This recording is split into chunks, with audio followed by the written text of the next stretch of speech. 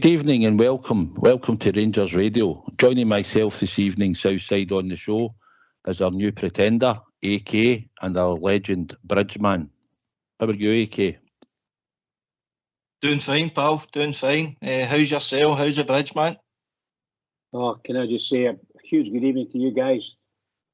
Don't forget the techie guys in the background. They're going to be making sure the show is going. Can I just say to all the Rangers fans all over the world, particularly Rangers fans here on Rangers Radio, good evening and welcome to Rangers Radio. Yep, the season beckons, guys? Season starts tomorrow. What do you think, Alex? Confident for tomorrow? You've got to be, pal, haven't you? It's a new season, new beginnings, freshness. Time to be optimistic. You know, as you say, new players coming in. So I look forward to it. Tough place to go, right enough, right away. It's no ideal playing the plastic pitch. But it'll show us a bit of character, hopefully, about the new players coming in if we come away with a result. And hopefully it's a 3 points start to the campaign. And let's go. 100%, Alex. What was I going to say, Bridgeman? It's what we wanted, didn't it? We wanted change in the squad. And tomorrow it's time for the new guys to stand up and be counted and make new beginnings for the club. Yeah, we've all been waiting for this, haven't we? The other Rangers fans are waiting for it. Obviously, the only thing we didn't want was a plastic pitch, to be perfectly honest with you, because a lot of new people coming in. However, surely in our heart of hearts, we know our team are well above anything Kilmarnock could do to us, and we've got to just go out and do it, just show how good we are and get it done. Because I just don't see any way Kilmarnock can do anything against us. I just can't see it. No, I don't see it myself, Bridge. What I'll do is, just before we get the phone lines open shortly, what we'll do is we'll go to the manager. We'll do the first part of the manager's interview today. So if you guys like to eat yourself on mute, we'll hear what Michael Beale had to say. How are you feeling about the new campaign, Michael? I'm really looking forward to it. Pre-season's a good time to work, and obviously we've refreshed the squad and it's got a new look about it. There's a lot of motivation in the building, a lot of optimism, and we're looking forward to getting started tomorrow. It's live on TV. It's a tough place to go, but we're just keen to get started now. How well equipped do you think this squad is to regain the title? One game at a time. I think that the quality of the players that we've brought in, you're hoping will be seen over the season. But one game at a time. I think you can't look too far ahead. My focus at the moment is just on tomorrow evening. In terms of the personnel that you've brought in, are you pretty much there? Or are you still on the hunt? No, I think with the squad, for every player that's gone out, we've brought a player in. So if you think we lost Tillman, Kent, Morelos and Cholak, and there's a lot of speculation around Fashion Sakala as well, that's why we brought in Seema, Lammers, Dessers and Danilo. So actually that's one less. So our numbers are no bigger. I think we can tighten the squad up a little bit more. And if we was to lose a player that we wasn't planning to, certainly we can go in the market and replace. But I think the big thing now is some consistency over the next couple of windows of playing with these players and this group. We've lowered the average age of the squad, obviously. We've got players in that I think have got a good value and a good pedigree. So it's important now we let this team bed in and show their ambition on the pitch in performances. Certainly the motivation around the building seems to have gone up a few notches, but that's just words. Let's show it on the pitch now. When you make so many changes, how important is it, or how do you ensure that you can hit the ground running? Well, the core of the team was available at the end of the season. We'd made some decisions quite early, so we prepared for this. So no, I think you'll see a team tomorrow that's got a lot of familiar faces, and then the excitement of some new ones added in. And we're a team that plays between 55 and 60 games a season, so there's a lot of opportunity for this team to come together. It's important that we start with the right foot tomorrow and a positive result. You spoke about Sakala there. Has there been any update on that? Fashion won't be involved tomorrow because he's away having discussions. He's a boy and a player that I have a fantastic relationship with. But sometimes in football, these things happen. An opportunity comes up and you discuss it between yourself and the player, and from there something can happen. So he's away having talks. There's nothing confirmed either way, but he won't be with the squad tomorrow. How's the rest of the squad looking, Michael, fitness-wise? Really good. Unfortunately, we lost Ridvan today to a slight strain. We don't know at the moment whether that's going to be days or a couple of weeks. We're hoping we caught it early, but other than that, everybody else is available. Connor Golson comes back in the squad. Tom Lawrence is a couple of days away from... He had a clash in training with Nico Raskin in a tackle and took a bump to his knee, so it's nothing related to the previous injury. Can you tell us where Sakala's away to?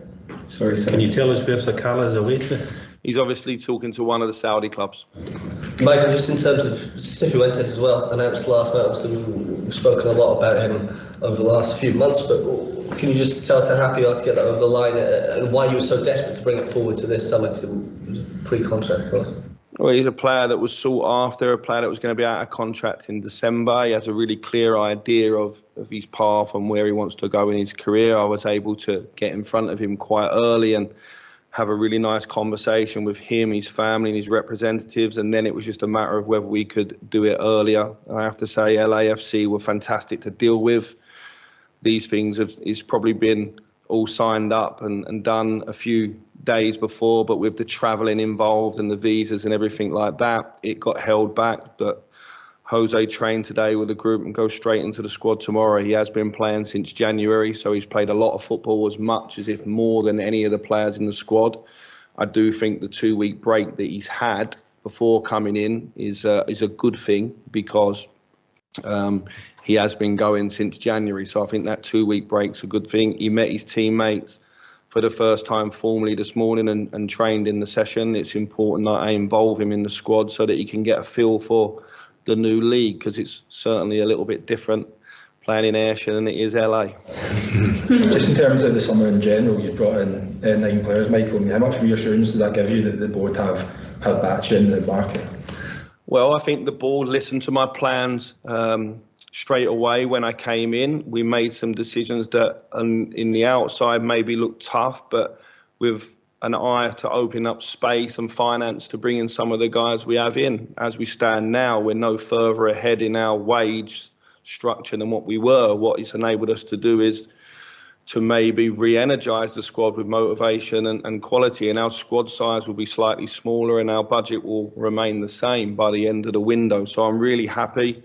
Obviously, when Ross Wilson moved on, there was another moment of conversation, and if anything, we accelerated further with 1 or 2 additional decisions. The idea was to equip the squad for the coming years, not just for one window to the next. So what I think we've done is we've recruited a strong squad. It's got good balance, and now it's important that this team grows together. And delighted with the support of everybody in the club because of the speed that we worked at. Aye, plenty to digest there, Alex. Sakala probably on the verge of a move. Cifuentes arriving and in the squad. And again, we've picked up some injuries, eh? Just the usual, isn't it? Carrying on for last year. We hope not right enough, but you can pick up these wee knocks in the training. I was actually at the training day the other day. I don't know if Ridgeman or yourself or that was, but it was an interesting take on proceedings and how they went about things. So, it's, as you said, the board has backed him. There's no doubt about that. He's refreshed the squad, is what we were all crying out for. It's things are positive just now. You've got to remain optimistic about the season ahead, and hopefully it brings success. Yep. Last weekend. Like you said, you've got to refresh. We've had to refresh the squad, Bridge. We were all demanding that we had to get that squad changed over. So it's time for the new guys to stand up and be counted. But Fashion Sakala looks like he's on his way out, Bridge. We'll probably recoup some money for him. Yeah, well, that's a good thing about it. We're giving him plenty of chances, and he's shown for us sometimes. I'm afraid it's not enough. I don't think it's quite the quality we're looking for, but he can't take it away for the guy. He tried his heart out. And if the Rangers can get, for a club, can go and get some money by releasing him, then let's go and do it. Best for us, best for him. But given what's happened in the talk over the last couple of weeks about him, then it's best he goes. and obviously picks his own team to go to. So it's best there, and Rangers get some money in. Best that way.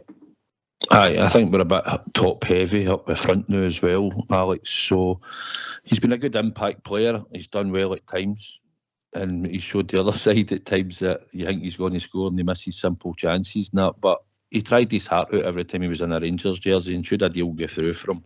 And I wish him all the best, because at the end of the day, he came and he played for us, and he done quite well, to be honest, over the period of time. He was one of your better players towards the end of last season, actually, under Michael Beale.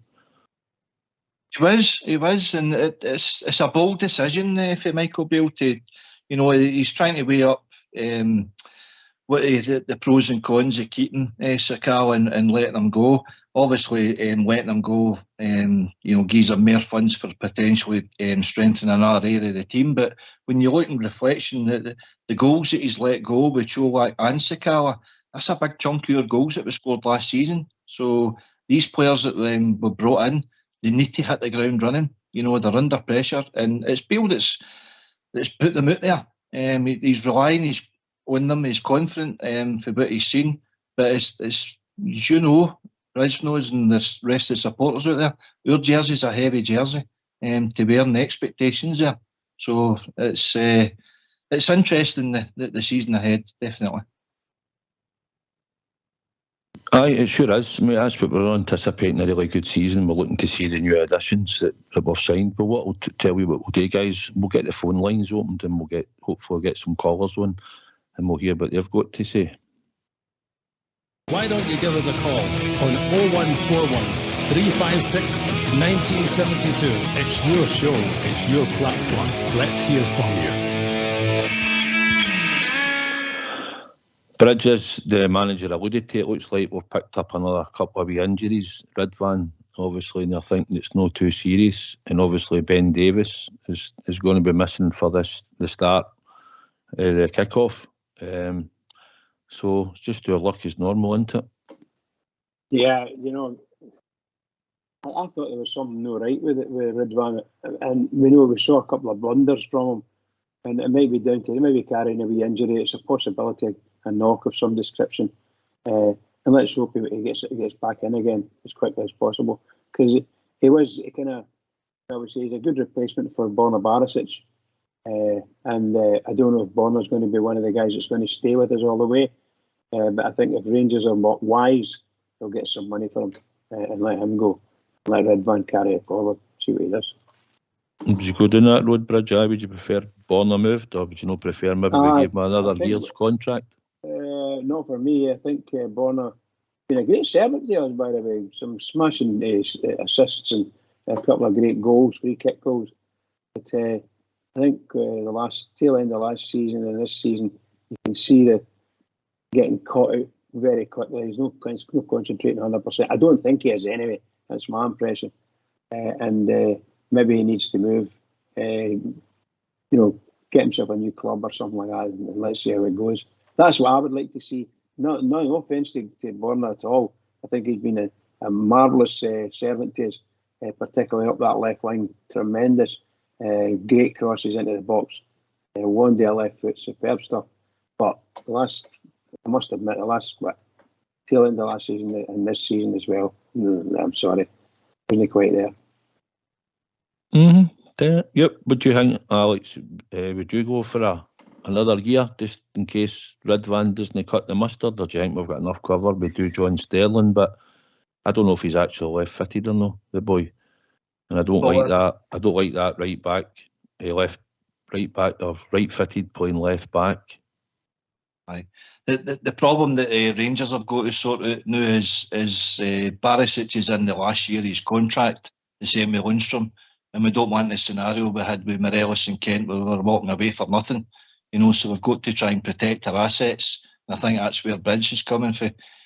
If we do decide to get money in for him, it leaves us a wee bit exposed in the areas of the department. Beale has recognised that we needed changes in midfield and the forward lines, but we've not really touched our defence. We're bringing in Balogun, who was just basically a replacement because we thought King was going to be long-term injured. Sterling was just like a utility player, possibly challenging Tavernier for the right back position because that's his preferred position. But if we do let Borna go, we certainly don't want a situation that developed last year where we didn't have enough defenders in there and we had to play like say Sands in there with a young boy. You know, we don't want that developing again. So it's a quandary that the gaffer needs to sort out, and it depends on the player where he wants to go and whether he wants to stay and fight for his position or he wants to go back home, because I believe he get married there, I think, in the summertime. His wife might put the foot down and say, listen, I want to go back home and bring our child up in Croatia, you know. All these things can, in fact, be a player's decision. Mm-hmm. I think if Borna was willing, and the club's willing to do another season for him, then it would still protect us, I suppose, and then maybe next year he could go and we'd still get something for him. But if the money comes in or a bid comes in, and I imagine Michael Beale looks at it, if he's happy to let him go and the player wants to go, then I could see it happening. But I think the way Ridvan's been and started and another wee injury there, I know it doesn't sound serious, but he had a hamstring injury a while back and he was out for nearly 4 months. So I think we probably do need experience cover.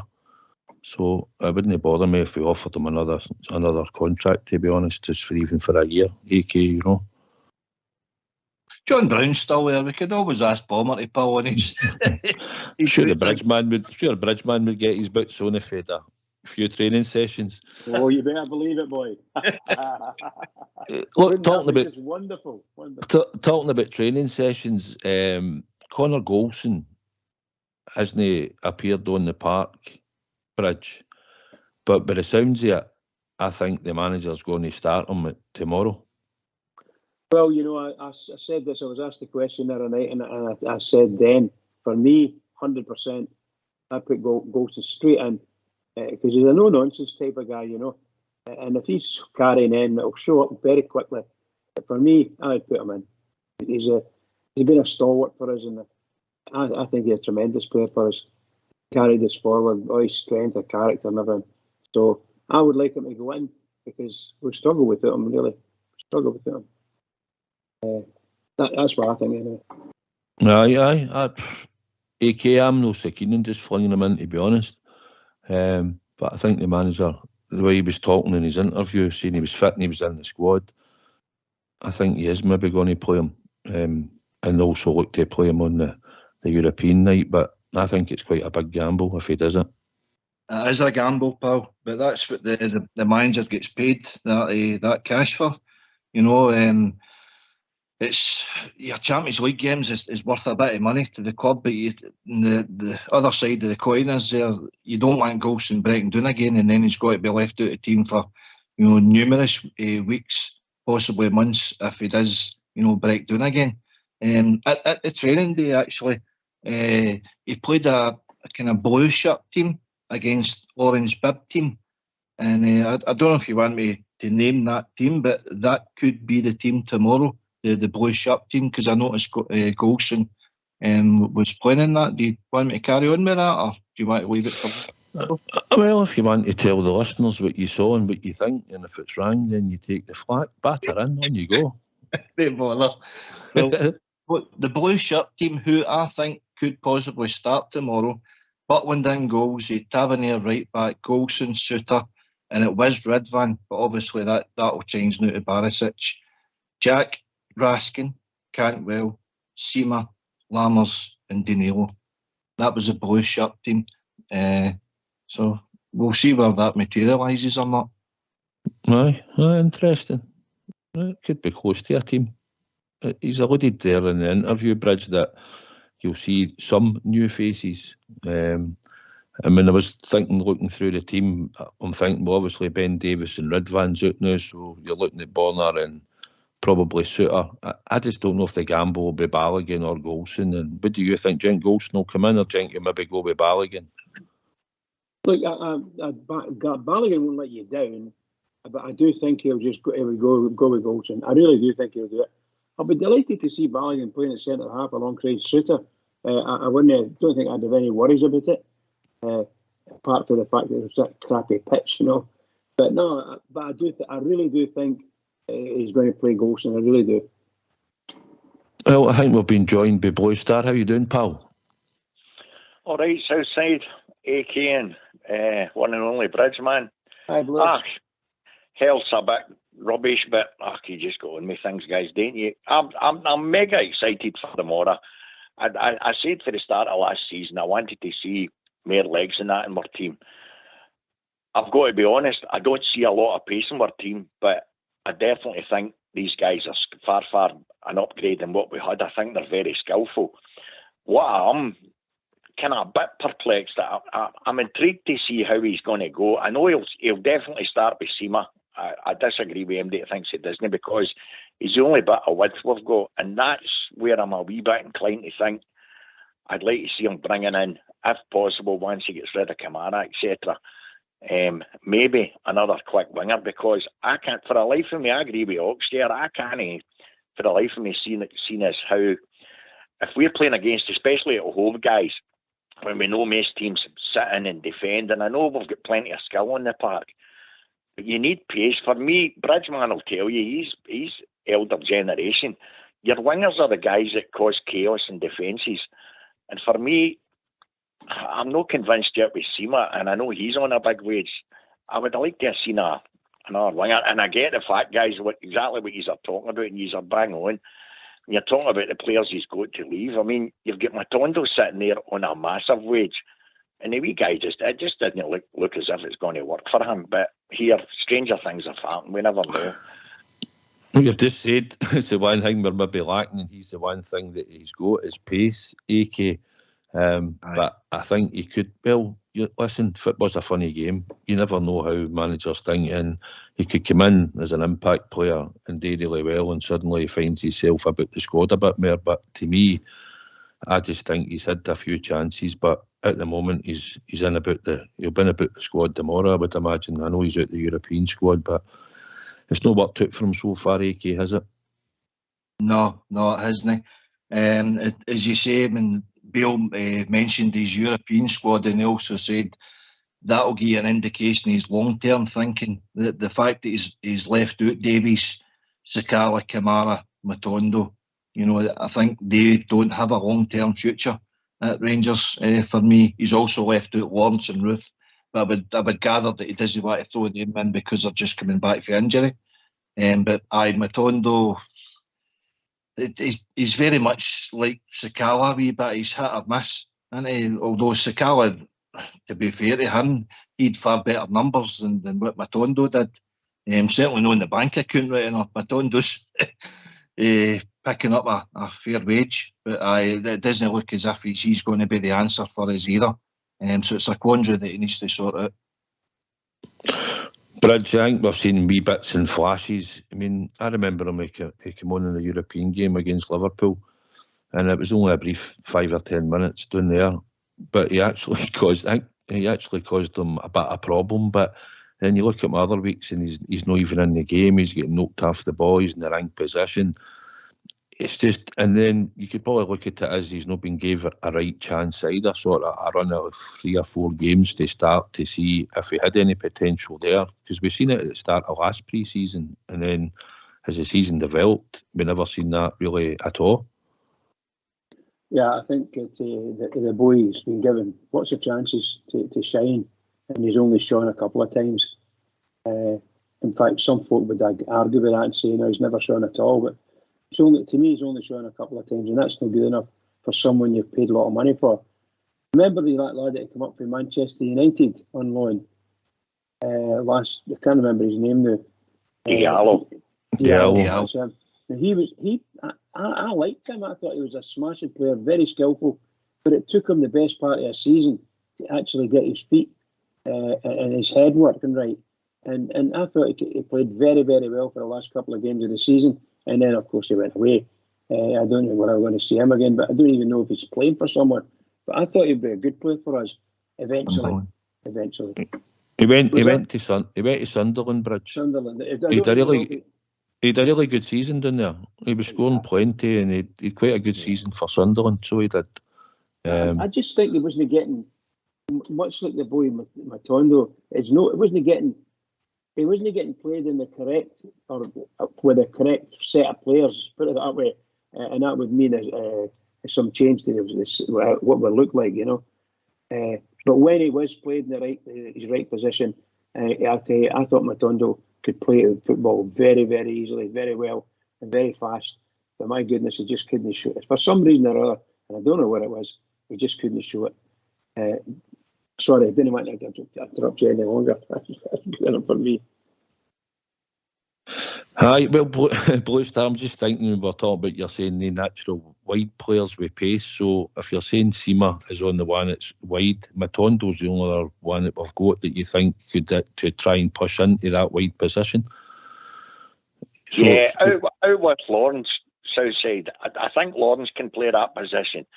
The problem you've got, and it is an enigma. See the likes of if when we're playing in Europe, we all know you're playing in bigger parks, and you're certainly given far, far more space.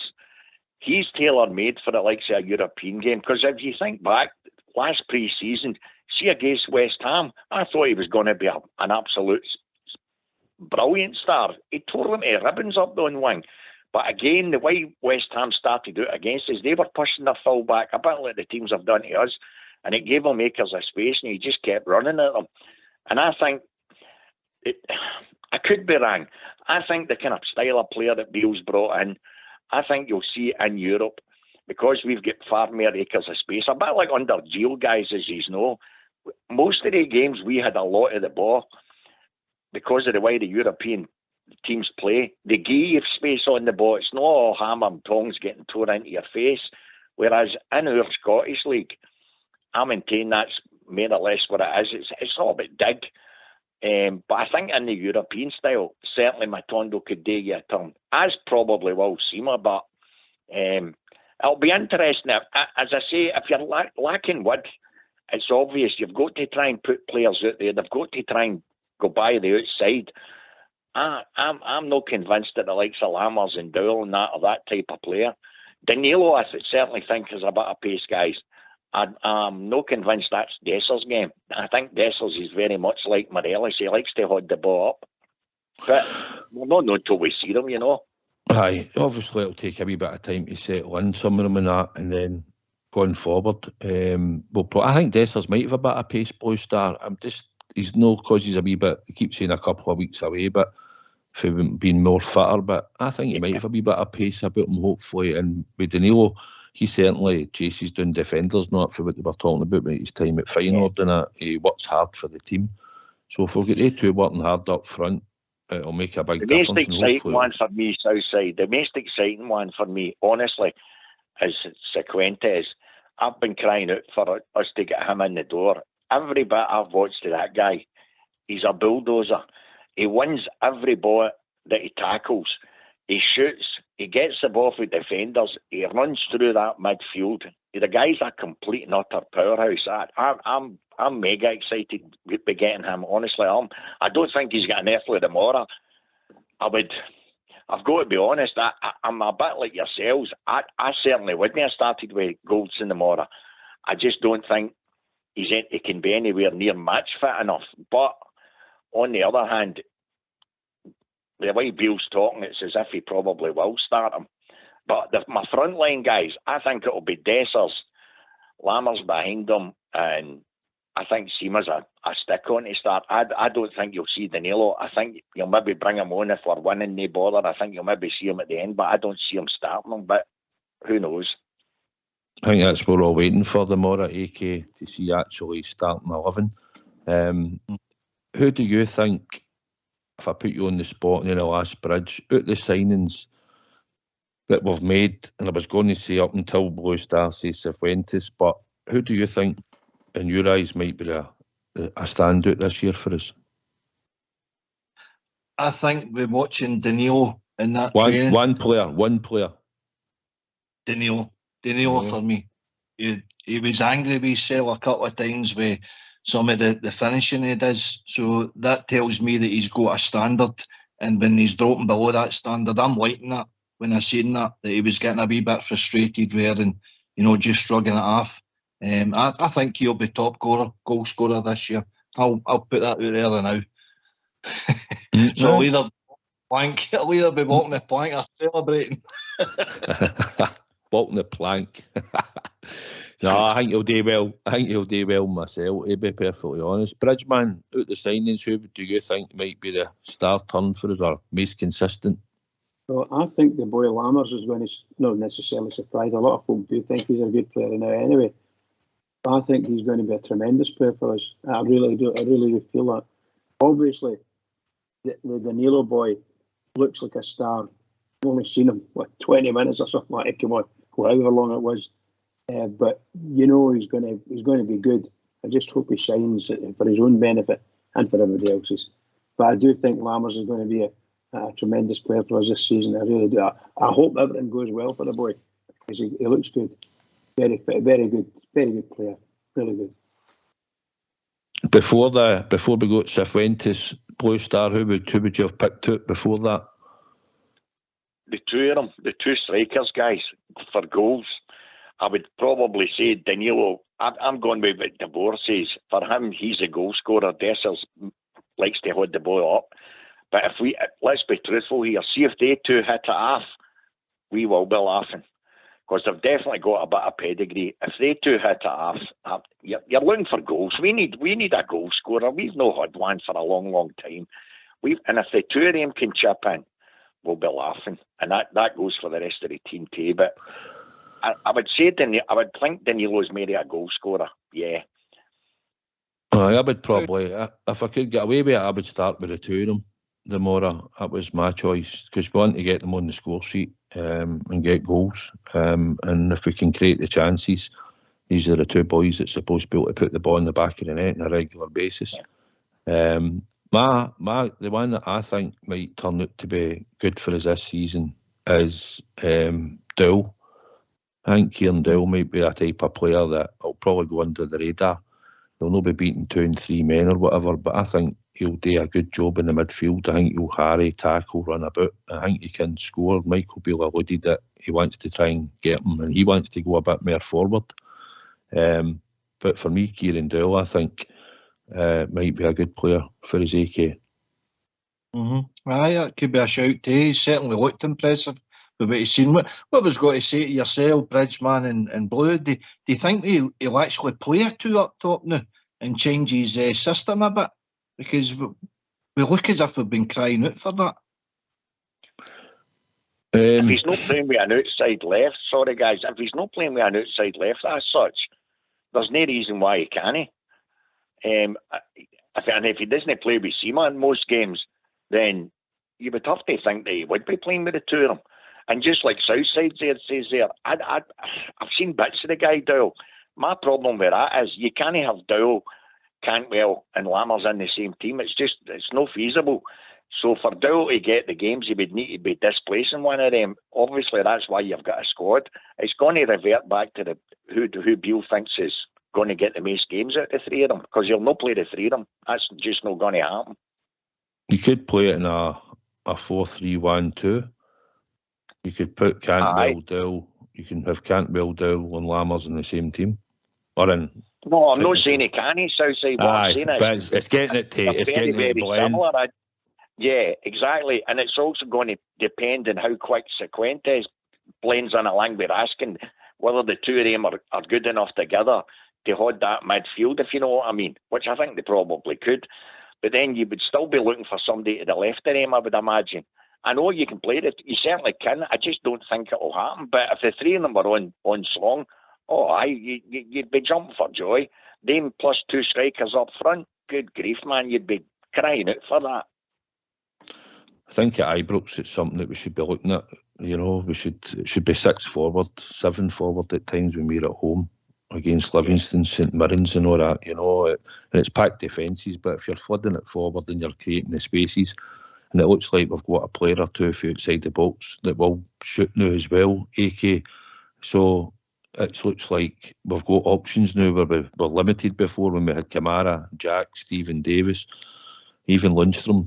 He shot the odd time, but not very often. So it looks like we've got players like Cantwell, Lammers, Seema, and when Tom Lawrence is back fit, they've all got an eye for goal outside the box. That's what we'll be missing as well, isn't it? Because if we do show that we've got a shot for distance, you know, an Ian Ferguson in the team, he draws defenders out to you, and hopefully, you know, that can create space if we fancy a quick 1-2 run about them. The fact that the opposition knew we weren't taking shots for distance, they just camped across the 18-yard line. But as you say, if we go a 3-7 you know, formation, that's going back to the Bridgeman's days in the 60s there, isn't it? I was going to say that the thing about it is as well, Bridge, I mean, I watched it in the pre-season game. I think it was Olympiacos. Tav ran for the govern stand all the way out of the main stand and then couldn't beat the first man at a corner. Exactly. Twice he did the same move. Oh my God. Shocking.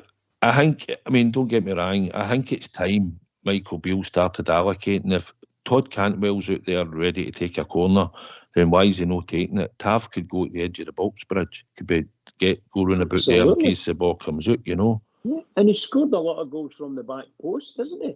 You know what I mean? It's just, I don't understand why he's taking corners out in the left. Sorry, I just don't see it. Obviously, he's a good free kick taker or a dead ball kick taker. So, but no, I mean, what's the matter with using this left back? What's wrong with playing the left back? Let him take a corner. I don't understand how it was going on. So seriously, I watched these pre-season friendlies at Ibrox, and I was so frustrated at times. Really, really frustrated. Along with many thousand others, might I say. Just wondering what on earth we were doing. Why we do that? That's water under the bridge. I'm sorry, I'm taking up too much time there. No, Blue Star. That was my bugbear that night. I mean, I know Tav's get mostly. Sometimes he's got good delivery in that, but free kicks, it just seems like he's always going to take them now. He doesn't hit one every week into the net for 25 yards. He does do them periodically over a period of time. But I think now we've got players in the squad, and even when Tom Lawrence was there, and you've got Raskin even seemingly hits free kicks when he's at Belgium. We've got Lammers, Cantwell. I think it's time maybe now and again somebody else, Hadji even. I think there's times when we should be looking at other players that might be more deadly at free kicks just in Tav, because he doesn't score every week, you know. Absolutely, and let's not forget Borna. I mean, Borna takes some cracking free kicks too and scores. So if these guys are what we've paid for and what they're worth, is exactly what you're talking about. And Bridge is right. To see Tav going for the right hand side away to the left hand corner to take a corner, come on guys, that shouldn't be happening. If he's taking them for the right hand side, fair enough, he's on that side of the park. But if you're up against a team, especially in Europe, where they can hit you quick on the break, no, you can't have your right back up at outside left, then they get the ball and they batter it up your right. You're causing yourself hassle straight away. So no, there would need to be a better shape there. And I mean, whether it's Lammers, Dowell, MD on the left, Lawrence, they cannot take corners and free kicks for that side, you know, definitely. Aye, I was just when Alex had said there, and we're talking about a European squad, obviously with Ben Davies being omitted, obviously through injury, I believe, at the moment, but I don't know unless there's other moves in the background, because I don't know if this is just a squad for this first qualifier or whether it was for the two qualifiers. I'm not sure yet. Sakala obviously never made it because he's probably going to leave. Kamara's out of the picture. Tom Lawrence is coming back for injury again just after seemingly getting injured in a tackle. Matondo and Roof are the two that haven't made it either. So looking at that, you can say at least 4 of the players might not have a future, and the only 2 that probably do would have been Tom Lawrence and maybe Ben Davies, AK. Well, I had it out that I wrote it down that I've got Lawrence and Roof have got a long-term future, and the other 4 we were looking to move on. So you might be right, I might be right, I don't know. But having said that, I believe Roof limped off the training the other day again after the operation and everything he's been through. If that is the case and he's going to be kind of long-term again, we need to try and cut our losses here with this guy. He's obviously made a Weetabix or something, because he keeps breaking down far too easily. He's no good to us being in the thing room, and no available for selection. That's no good for us. His wage, he'll be picking up a decent wage as well. So no, I'm sorry if that's roof broke down again, then it's no good for us going forward. Ben Davies, I don't know. It's an area of the park that he offers us kind of balance because he is natural left-footed centre back that we were lacking in. But Souttar's proved that he can slot in there if we need him. Balogun's proved that he can put in there if we need him. So I think we're kind of covered that area of the park, even though we would probably like kind of to strengthen that area of the park as well as the two full-back areas, if possible. But we can only do so much at a time, and he's concentrated in his midfield and his forward line and his goalkeeping position so far out of the team. Just when you're talking about that, Blue Star, obviously, if Golson comes back and Souttar, the only other backup we've got at the moment, depending on Ben Davies' injury, or should a bid come in from that. And we know Balogun can't play the 3 games a week, so it looks like we're going to have to rotate the 3 of them, because I don't see Leon King getting a chance, and I don't see the other big boy Yefeko getting a chance. So I think at the moment, depending on Ben Davies, it looks like it's going to be between Balogun, Golson and Souttar. Aye, definitely. Listen, if you've been perfectly honest, and sometimes you've got to call it as it is. Davis has been an absolute complete and utter waste of money. I will say it. £4.5 million. We've had nothing at the guy. I'm sorry, guys, nothing at all. And the other one, much as I've seen glimpses of him, if it's reportedly right what we paid over $5 million for the likes of Ridvan, it's a complete. I heard Bridge the other night. The guy's bang on. We've all seen wee bits and flashes of him, but we've seen nothing out of a season basically now for the money that we've outlaid on him. So if you take the 2 players alone, you're talking about the best part of over £10 million. That's a lot of money on 2 guys that you're not getting anything out of. So for me, Davis, you've got to cut your losses here, Southside. Without a shadow of a doubt, he's not the answer going forward. And the ironic thing with that is he's about the only one we've got that really can play on the left. But no, he's not commanding enough. Nothing like it. Definitely no. Nah, I agree. I don't know if I'd cut my losses now unless the money come right in from. I thought he would probably still be here, Blue Star, and I said it on the show a good while back. I didn't think we would move him on unless somebody came in and bid $4 million plus for him. I wouldn't have seen him moving. Absolutely, I agree with you. What I'm saying is, if somebody does come in with the money, you've got to let him go. You can't just let him walk out the door when you've paid that kind of money for him. Absolutely. I just think for what he's there for. I mean, let's be truthful. Let's not kid ourselves on. See if he proved his worth. He would have had far, far more games. But again, he was cropped all the time. And then when he came in, you were lucky if you were getting 2 games out of him and he wasn't commanding enough. To me, he's a bit proud up of guys, honestly. I tell you, I would have kept Balogun before I'd have kept Davis. And when we let Balogun go, and I know that he never cost anything like that kind of money, you know. But no, for what we paid for him, we've not had anything out of him. We really haven't. But on that one, Southside, see how you're mentioning what he's put down the day, what his squad was for Europe. Mm-hmm. For what I'm led to believe, that is only for this next tie. The first, I think it said, the 2 outside until you qualify, you can change it by each tie. It's only whenever you qualify for the actual Champions League, that's the pool of players you must stick with.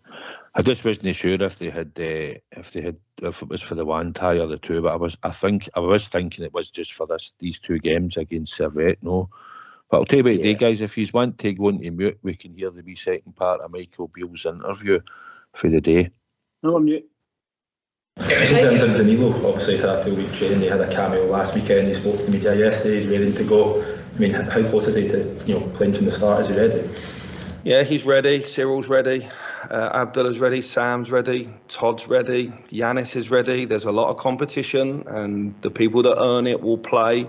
No one's been given a free pass. There are only guarantees. It's a strong squad, and I think over the season it will bed down and people will make the shirt their own. And they've got a great opportunity, the guys that start tomorrow. Subs, obviously, now you're allowed to use more, which gives us plenty of options to change, whether it be tactically or change the way that we want to play in the game and what's required. And this month alone, up to the international break, we're hoping to play 9 games across 3 competitions. So we're going to need everyone. If anything, maybe the schedule ate the squad a little bit last year, and it's important the squad is above the schedule this year. Just lastly, is there any update on Glenn Kamara's potential exit? No update just yet. Glenn won't be involved with the squad at the moment, but there's no update as yet, no. How would you compare the squad that you think, how would you compare the squad that's about to start the campaign with the one that ended the last season? Well, the one that ended the last season ended with 92 points and ended on a really good run. I think this group's got everything to prove. I've got everything to prove. The club has. Yeah, we feel that we've recruited some good players, but that's just in the past and in maybe people's opinion. It's important now this team shows it on the pitch. It's one game at a time. I'm expecting a really tough game tomorrow at Kilmarnock, and for me, the proof in that will be time, I think, and the results that we get. Michael, obviously, in terms of the sheer volume of players that you've brought into the squad, can you give us a wee bit of an insight into some of the challenges that you've faced trying to get all those players to gel in time, not just for the season starting tomorrow, but of course the European campaign as well? Well, players have arrived at slightly different times. So Danilo's only been here a few days. Jose's only been here for 1 day, for example.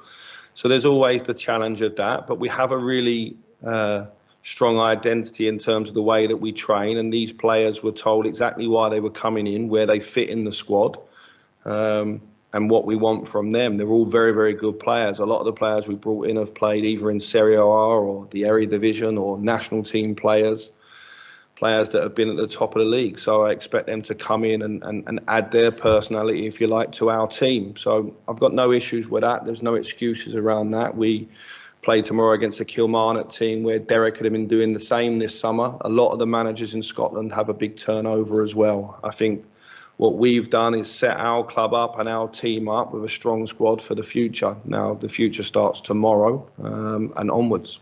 Michael, you mentioned the support you've been given. How satisfied are you with the backing you've been given? Extremely satisfied. You know, I sat here a few months ago when a lot of questions were coming this way, and I was very calm because I knew the plan. It was then just about executing it. I've been very fortunate that I've been right at the front of that with James Bisgrove and been able to act very quickly. So I've felt a lot of freedom in terms of being able to go and recruit the players. I think by the end of the window, you'll find that our net spend and it will be very close or very small, should I say, in our net spend. So it wasn't about asking the board for finance. It was about being able to reshape the squad, and some of the contract situations at the end of the year and the salaries, I was able to do that. The proof will be the results we have moving forward, whether we've made the right decisions or not. And that's a lovely expectation that starts tomorrow night, and I'm looking forward to that. Michael, how happy have you been with Sam Lammers? It looks like he's really adjusted well in pre-season. There's a lot of excitement amongst the fans. How impressed have you been with him? Chasing Sam for a long, long time. Remember him as a young player. Even back to the time when I was at Chelsea many years ago when he was young, we play against different teams in tournaments, and some players step out and you see them and you like them. See him again when he was 16 or 17, tried to recruit him for Rangers in the past but couldn't get it done financially. I think we've signed an excellent player. I think the position he's playing now is his strongest position. I don't think he's an out-and-out number 9. I think he's someone that plays between the lines and he's got a lot of quality. He's had a good pre-season, but his Rangers career actually starts tomorrow night. He didn't start in those games. Just a quick word, Michael, on your opponents, and it's quite a tough opening fixture. What were your thoughts when you saw the fixture list come out? No, quite happy, to be honest, because we've got to play everybody, obviously, and it's nice. It's a local game, if you like, before we play in Europe, and then home next week before we play in Europe again. We know this is a really busy schedule. We know there's going to be a lot of eyes on us, and it's important that our focus and our commitment and motivation is one game at a time. Thank you, guys. Last one, Nana. Yeah, sure. So just the defence then you're looking at in terms of reinforcements, and then your jigsaw's complete. Yeah, Ben Davis has got a slight issue. That's one that I missed off there. So Ben won't be involved tomorrow. Connor's back, and we've got Leon and young Leon King, and we've got John Suter. So we're not struggling in sense of that. It might be an area that we look at over the month if one or two of the injuries don't clear up. Why don't you give us a call on 0141 356 1972. It's your show, it's your platform. Let's hear from you. Plenty to take for that, AK. It's sort of, we edged at the end there, mentioning if one or two of the injuries don't clear up, we might have to go into the market. That may be hinting that Ben Davies might be slightly longer than we think. Possibly, but the fact that he's also left him at the European squad also intimates that he's no part of his long-term plans as well. That will be just because he's injured now, but because it's, you only need to name a squad for this one, these two, this tie. I don't know, but certainly if it gets him out the door and what Blue Star's saying there, if we're selling the likes of Sakala, if we're selling Kamara, if we're selling Ben Davies, that's going to generate, a bit of income to possibly strengthen the defensive area that he's maybe not happy with Ben Davies in there in the first place. So it's these quandaries that you've got to sort out before the window shuts. I believe it's early September. I think it's the 1st of September. I think it shuts. Bridge, I think he's alluded that Sam Lammers is playing in his right position where he wants him to play, by the sounds of it, in that number 10 role, or slightly between the lines, as he says. Blue Star? Sorry, pal, I'll be back in a minute. You there, Blue Star? You want me to come in and know? I'm sorry. Oh, and you go. It's all right, Bridge. I was just to say I agree 100% what you said there from a manager perspective. Picked that up myself about Lammers. I think he fits in exactly where the manager wants him. I do agree with Alex Kelly when he was saying that about that boy Davies. It doesn't sound, for him, it doesn't sound very good. So I don't know how that's going to go, the outcome's going to be, but it doesn't sound great for him anyway. Blue Star, do you think Sam Lammers, that's where we'll see him for most of his time, or do you think he'll rotate him the odd time we can't? Well, as we've alluded, can you play the two of them?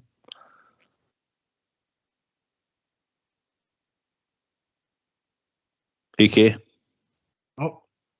There's a possibility of that, definitely, because that's the two of them's the preferred position in the team. And I was thinking, people are saying, can you play the two of them in the same team? I think they can, because if you're playing Lammers in a 10, if you play Cantwell as an 8 to support, the front two, you've got Raskin as a 6, you've got Cifuentes as a 6.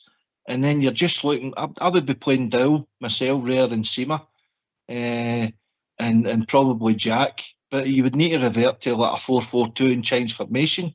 Is Beale willing to do that? He's got to start thinking about these things, because the 4-3-3 formation that him and Gerrard were so successful at, this collection of players doesn't seem to fit that system.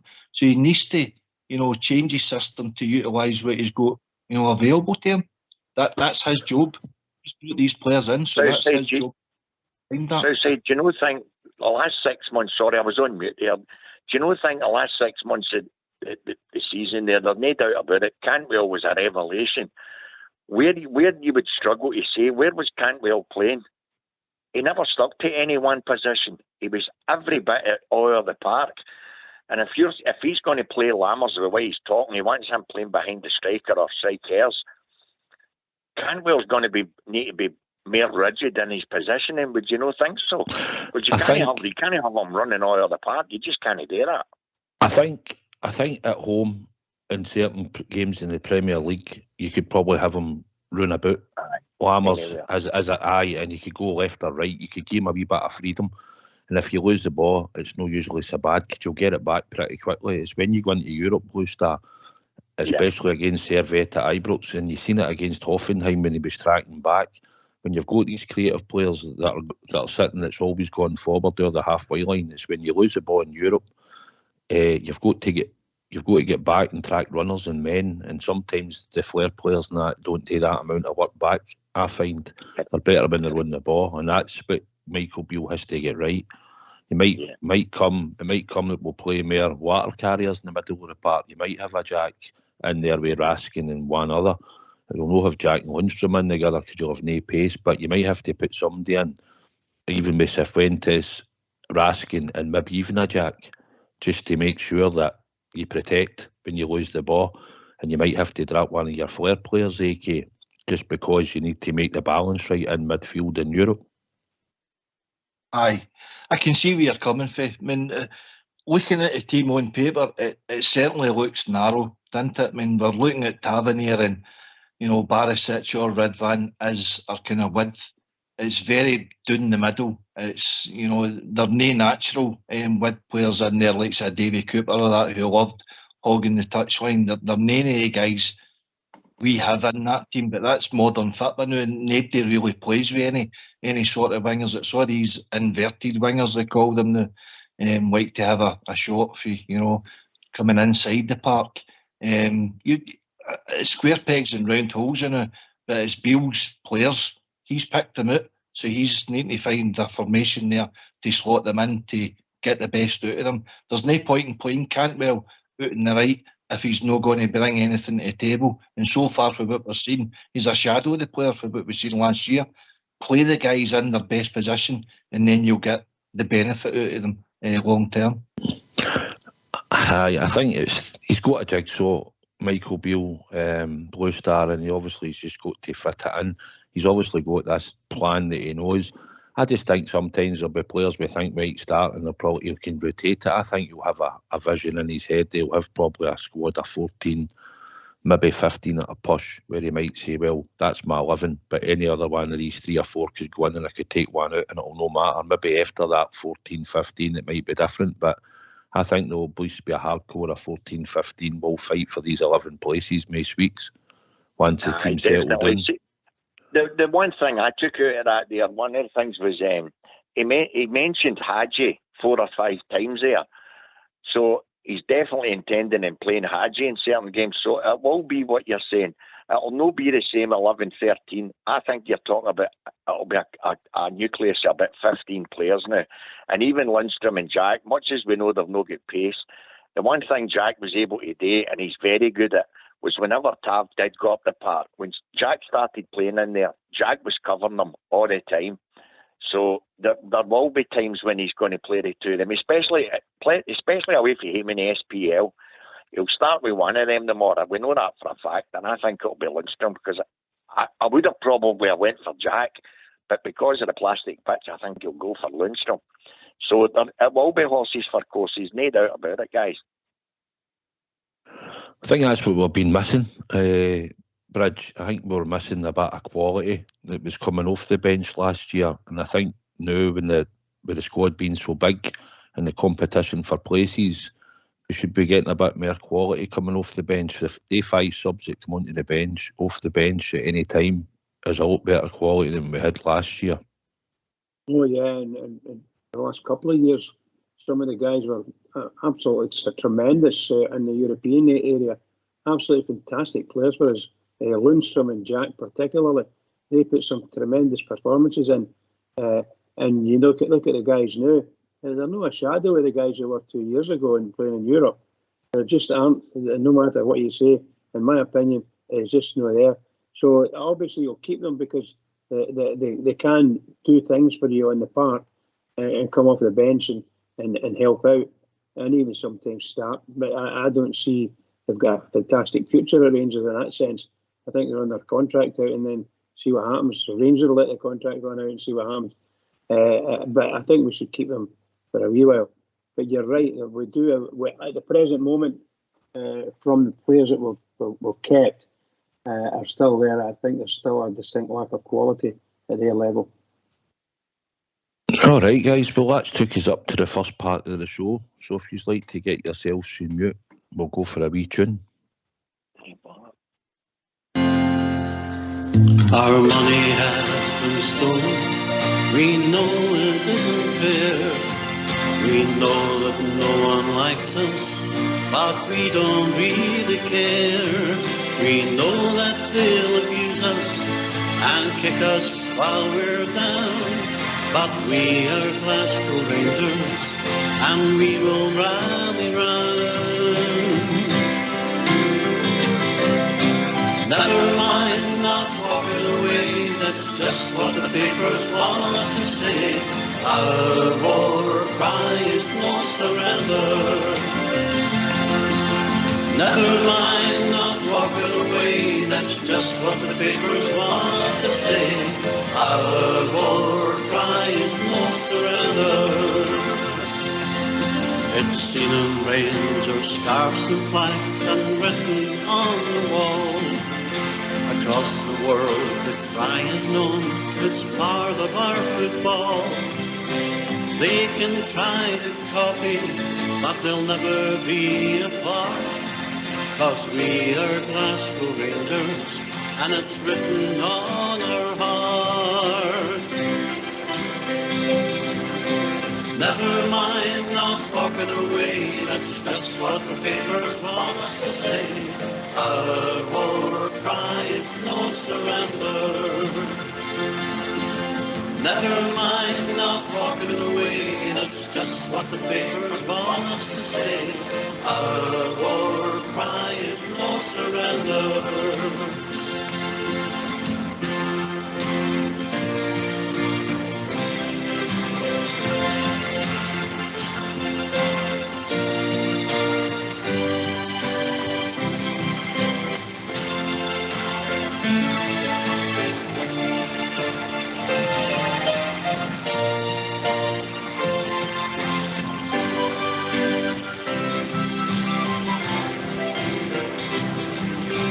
Never mind not walking away, that's just what the papers want us to say. Our war cry is no surrender. Never mind not walking away, that's just what the papers want us to say. Our war cry is no surrender. Our war cry is no surrender. No surrender, no surrender.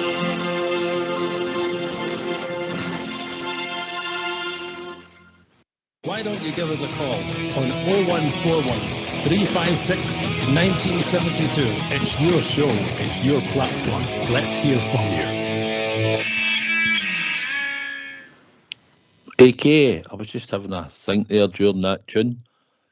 Hadji, I think Michael Beale likes him. He's alluded that he kept in contact with him when he left the club. I think he likes him. And do you think he could maybe feature on the right-hand side in a starting 11 tomorrow? I'm not sure about starting tomorrow.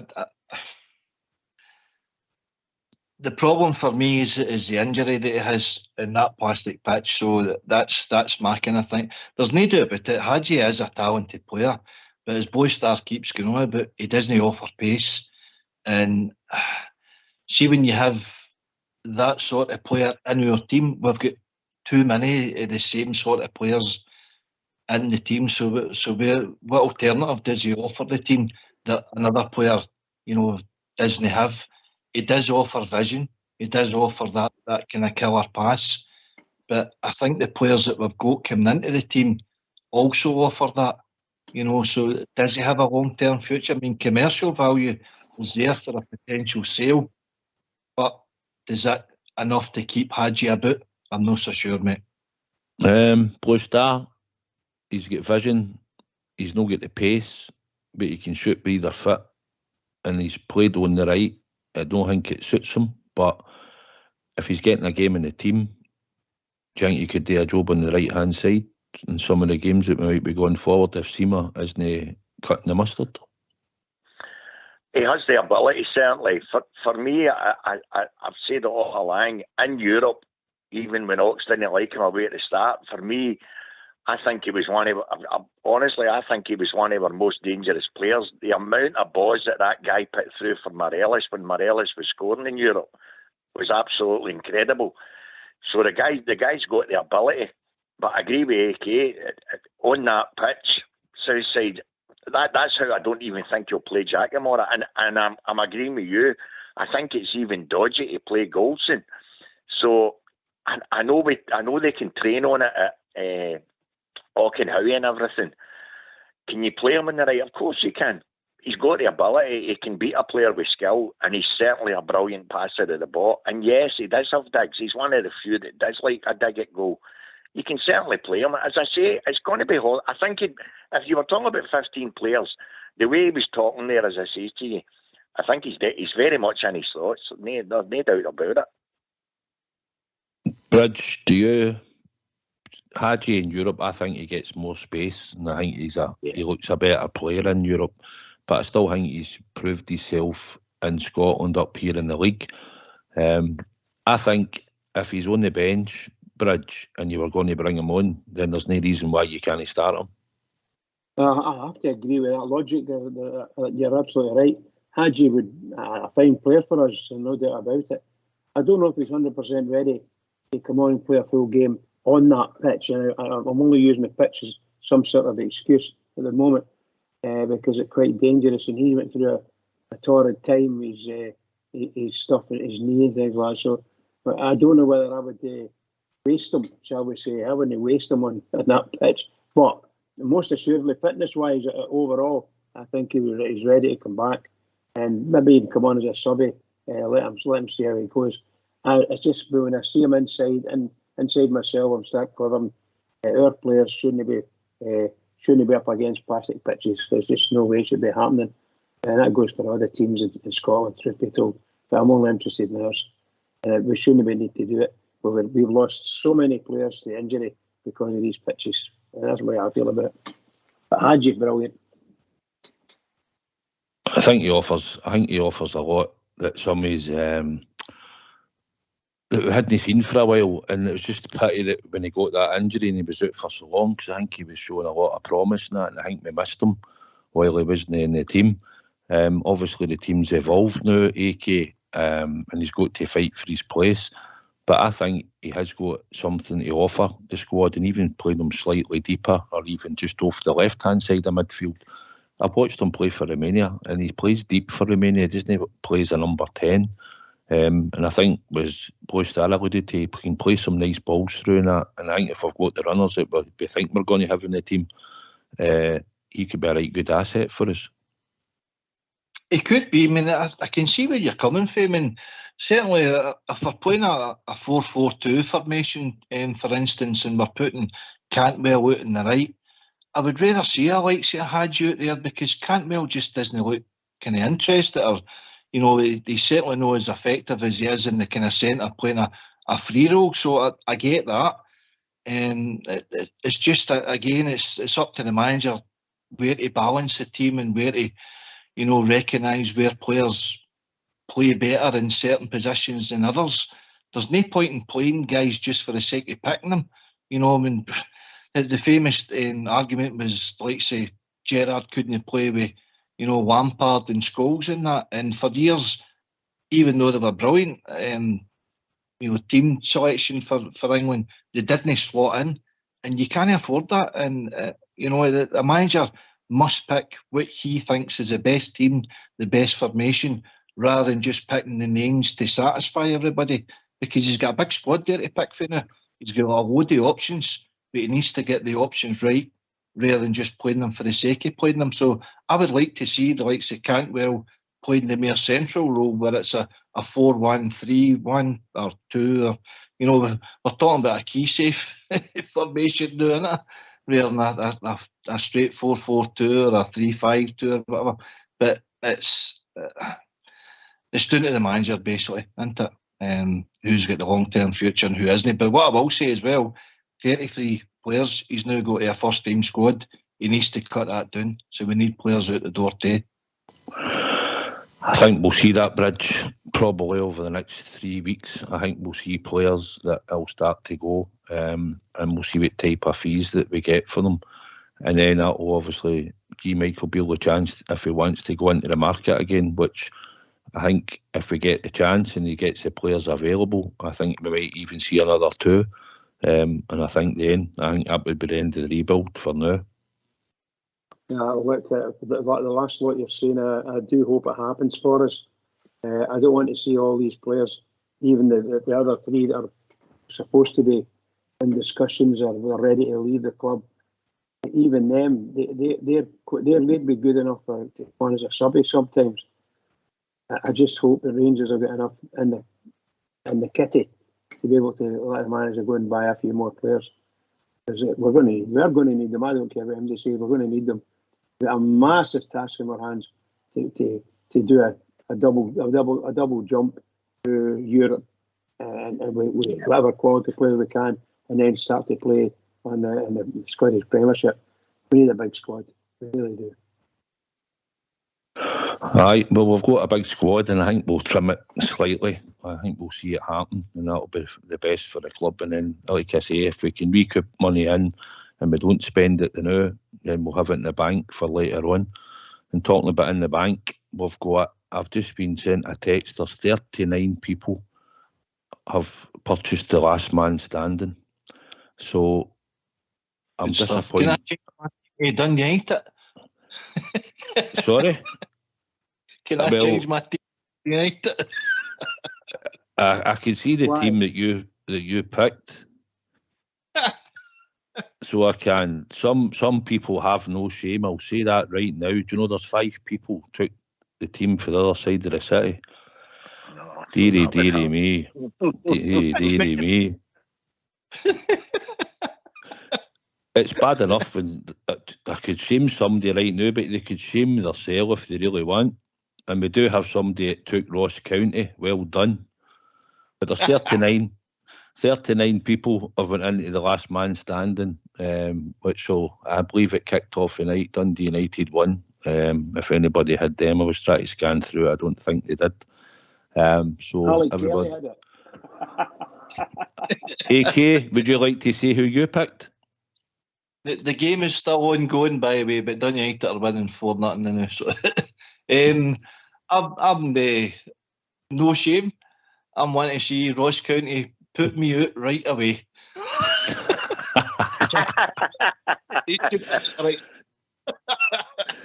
Unbelievable. Anyway, talking about that, if you want to win some money this weekend, then you can listen to the Super 6.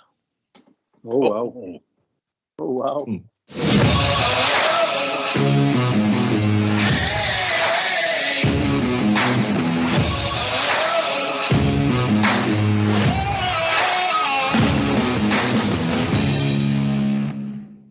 Hi, we're back. Southside Super 6 for season 23-24. Our first selection for Saturday the 5th of August is Middlesbrough to beat Millwall. My second selection is Stoke City to beat Rotherham. The third selection is Swansea City to beat Birmingham City. The fourth selection is Bolton to beat Lincoln. The fifth selection is Derby County to beat Wigan. And the last selection is Reading to beat Peterborough. If you take all 6 selections, it pays 37.5 to win. My Rangers bet this weekend is Rangers to win 2-0. And that bet pays 13-2.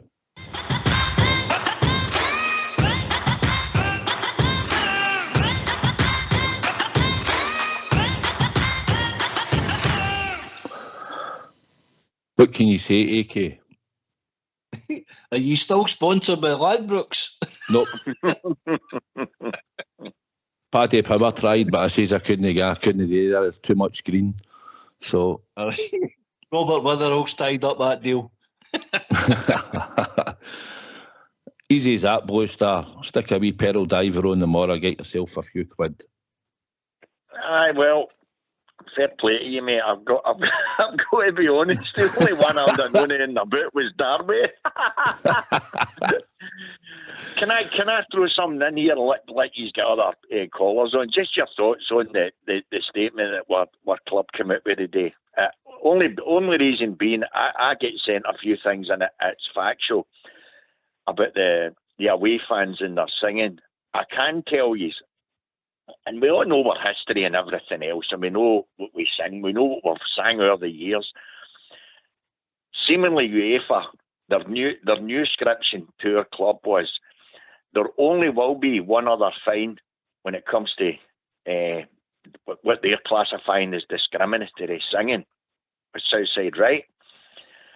After that, the SPL, not UEFA, the SPL have been instructed, even in home games, etc., in our league, they have to start deducting points. Now, when I read that, I went, oh my, oh. When it comes to the SPL, and you know what Bridgeman thinks of them, and he's right, they would love nothing better. Imagine us winning a game and getting the points deducted. So, on that, guys, I'd love to hear your thoughts, because this is a biggie. Can you imagine trying to tell our fans what songs they can sing and what they can't? We know we've had it over the years, but this is now big. If they're talking about no more fines, no more warnings, they have to start deducting points. Sorry. Aye, on you go, Bridge. I was just going. Are you saying that? Is this you're pointing this pointedly directly at Rangers fans? Yeah. No. No, Bridge, but that's what it sounds like. That's exactly what it sounds like you're doing. You know. So. No, what I'm saying is, because our club came out with a statement today, they are very worried, because it has been put to them. Obviously, it's been put to the other clubs, especially that other mob across the city. What I'm saying to you is the very fact our club were strenuous, they put it strenuous in that statement today. And I can see where they're coming from. When I read it at first, I went, oh, wait a wee minute, this is a bit harsh, this. But then when I followed it up and I seen what UEFA have instructed, it's them that's pushing it,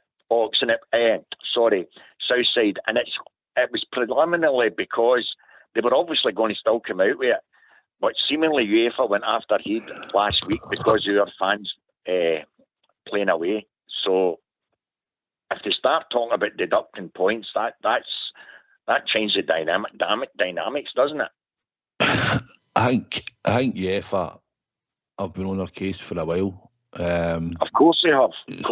And I think, to be honest, most of the away support in the European games have been clever and sang the right songs, to be honest. Now and again you might get the odd one, but on the whole I think the behaviour of our support has been pretty good. But it's a warning to all clubs, and especially them across the city. They think because they sing certain songs nobody knows what they're singing about. So it might be a warning, but as a support we have to probably box a bit cleverer, AK. Can I ask a question on this? I'm not being funny. Sorry for jumping in here. No, you were jumping in here, Bridge. No. Who's reporting it? Who's reporting this singing? It must be delegates or UEFA themselves, because you get UEFA delegates that go to games and they report on it, Bridge. They go to Ibrox and European nights and they'll sit in with a crowd. So you're talking Fire Power and people like that? It's just by UEFA. They do it around other grounds as well, and that's how other grounds around the country have been shut down and stuff for racism and whatever else that they've chanted and the other things, and then they end up with a full end shut. But AK, it's something that the clubs put it out there, so everybody's got to be on their best behaviour, basically. Absolutely. Listen, no other Blue Stars coming from me. He's just he's reporting the fact that our club has commented on it, and they put it out there as a warning, you know. But it's not just for our support; it's for every support. But they've got to look after us foremost. But we've had this, case of nil by mouth and stuff like that. We all know the narrative that's out there. But it's just something that we've got to be careful in the future, and just let's get behind the team with singing kind of natural songs, and rather than go down that element that could get, Aye, well, at the end of the day, I suppose that we've got plenty of singing to do tomorrow when we get to Kilmarnock.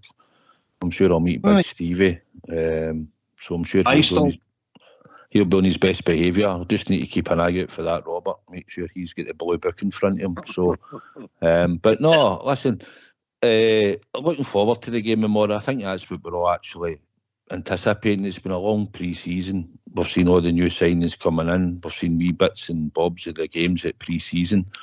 I think we're just ready to get gone tomorrow, Blue Star, and I think hopefully we get the 3 points and that will start taking us on this run that we're looking for. Performance probably tomorrow won't really matter. We'd like to see a decent performance, but the first and foremost thing is get the 3 points on the board. Without a shadow of a doubt, it's 3 games, 3 wins for me, and getting them at Ibrox, and it's a must win. I can't even bring myself to say even settle for a draw, even if we played well. Not in your life. This is a major one this time. We've got to put a marker down. So it's 12 points out of 12 of the first 4 games. But on that, so can I ask you what you think his forward line will be tomorrow? If it was me and my choice, I would like to see Dessers and Danilo play up front. You know, I can see. Do you think he'll do it? I don't. I don't think he'll do that. I don't think he will. If I was taking a hunch on one starting, I would maybe have went for Dessers, aye. But Sima might come into the team because, like you said, we need to get a wee bit of wideness and a bit of pace, and he's got something and he's just got to go out and produce it. It's still early days. You can't really judge many of them, you know. But I've said on here, Suter and Lammers, and for me, I've looked the best sort of 2 that showed a wee bit of form and a wee bit of something about them. But the more is the test, and that's when you go to stand up and be counted, and they know what's expected of them. The squad, it's about delivering. AK, because Michael Beale, it's he's on the block, let's be honest here. We've had plenty of managers in the past. We've had Cassina, Warburton, Murty. You can go through them all. Gerrard was untried and tested and all, and we had Michael Beale as his coach, and now we're back to Michael Beale. So it's a big job, and he carries a heavy bit of expectation on him, and he's got to deliver, AK. Well, he's the one that wanted the job. You know, he explained his love for Rangers, and you know, 24 matches, I believe he was QPR manager before he landed with our job. So he's still classed as a kind of rookie manager. You know, he's a very good coach, albeit, but being a manager and being a coach is 2 totally different things, as he's finding out. To be fair, he's on paper, for the outset, he's kind of looking, you know, decent. As in the way he's handling it, you know, bringing in his own recruitment and that. I think it's a good thing because Gio wasn't afforded that. Certainly, for the positive aspect, he didn't win the trophies. You know, when he had a chance to win a League Cup and he had a chance to win a Scottish Cup, he didn't do it. So for me, he's put himself under a wee bit of pressure in that respect. But he's got a clean slate. We go positive. This is his team now. So he's got to set us up to win. He knows that. We are better than, you know, 90%, 95%, whatever, of the teams in Scotland. We shouldn't be fearing Kilmarnock in no respect whatsoever, no regard. So nothing less than 3 points is expected to come back for tomorrow. Yeah. Bridge, I've heard they can be a wee bit fiery sometimes in the dressing room. Which I think's needed. I know modern day players sometimes get a bit of a fright when managers start shouting and bawling. It's not like the old days when some of them would pin you up against the wall, have a right good go at you. But I've heard he's a wee bit fiery at times, so it looks like he's got the determination in that, and he's maybe not going to take much nonsense in proving his authority. Yeah, 100% agree. I do hope he's got that wee bit of fieriness in himself. I noticed a wee bit of fieriness one of the games against Celtic when at Parkhead, when he sort of turned on that boy Kennedy, the Celtic assistant manager, and he got some verbals with him. I noticed a wee bit there, you know. So I'm glad he's like that, because it does come across very level-headed and obviously talks a lot of sense about football. I have my opinion. But I like the fieriness. I like that. I like that, Blue Star. I like to see my manager sometimes get a bit worked up and a bit fiery. I mean, Walter was pretty calm, but There's sometimes we just lose it. But I think you need that, and I think you need that wee bit of fireness in you. It shows the support and all, and I just think now and again you've got to let a bit out. And just in my one of the worst things outside for the support, let's not kid ourselves on. If things aren't going great at the time and you see your manager sitting with his hands in his hips or his arms folded on that seat, and he doesn't get up and he's bawling and shouting, you want to see him getting up and going like that with a fist, look, get in here. And I think this season, in fact, I think you might even see a bit of tomorrow, because I think the pressure he's under now, he's no got this fallback thing where wait till you see it's not my team, wait till you see what players are bringing. They're his players now. So if things aren't going well for him, he's going to have to show a bit of passion, and rightfully so. I mean, for me, the best thing he's done, and I will say it, I know what happened with Kamara in that dressing room with other players that had already left. And that's one of the reasons Kamara's never had another sniff of the ball, because of the way that he spoke to the manager. That's fact, that's no myth. So he showed a bit of authority there. Yes, it might have took him time, but if you're giving him a bit of slack, he did have a fallback rate last season, because you mentioned it earlier, Southside. Honestly, was there many players that he could bring off that bench that we could look at and say they were going to make a big difference? No, there wasn't. There definitely wasn't. And he was very limited. Whereas these players that he's brought in now, certainly there's quality there. There's absolutely no doubt about it. There's mega quality there. It's just getting them to knit together. Exactly what we've all been saying. And I'm quite sure if they knit together pretty quickly, I think we can have a great season. But on the other hand, if they don't knit quickly, time goes on. If you don't get the results, that's when he's under tremendous pressure. All he's looking for tomorrow, if he can get it, is a performance, which I very much doubt is going to work just like that. It's not going to happen. But first and foremost, you must get the win. And that's all he's looking for in these first 4 games. He's looking for 8 points, the same as the rest is. You get the points on the board, and then there's a good feeling all about the club, and then players are all wanting in the team. They all want to play. They all want to play in their positions. And if you're playing in a winning side, we all know it. We've all played the game. There's nothing better. So it's just about getting the 3 points in these early stages.